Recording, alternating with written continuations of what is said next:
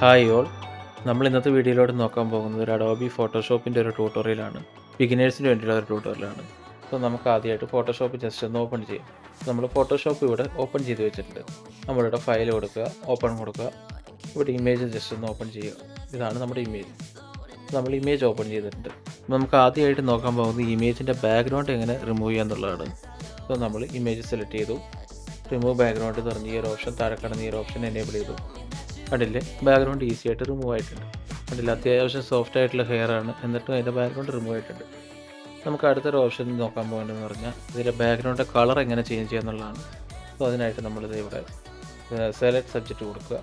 അപ്പോൾ നമ്മുടെ സബ്ജക്റ്റ് ഇവിടെ സെലക്ട് ആയി കിട്ടും. കണ്ടില്ലേ, ഇനി നമുക്കിത് ഇൻവേർട്ട് ആക്കാനുണ്ട്. അതിനായിട്ട് നമ്മൾ ഷിഫ്റ്റ് കൺട്രോൾ ഐ കൊടുക്കുക. അപ്പോൾ നമ്മുടെ സബ്ജക്റ്റിൻ്റെ ബാക്ക്ഗ്രൗണ്ട് സെലക്ട് ആയി കിട്ടും. ഓക്കെ, ഇനി നമ്മൾ ഇതിന് മുകളിൽ കാണുന്ന എഡിറ്റ് എന്ന് പറഞ്ഞ ഓപ്ഷൻ എടുക്കുക.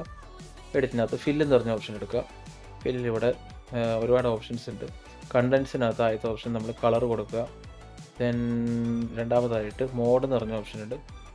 മോഡിനകത്തും കളർ കൊടുക്കുക. ഒപ്പാസിറ്റി നമുക്കൊരു 40 to 60 അതിനിടയ്ക്ക് 40-60 ഇടയ്ക്ക് ഒരു ഓപ്ഷൻ കൊടുക്കുക. അപ്പോൾ ഞാനൊരു 50 ഒരു 50 കൊടുക്കുകയാണ്.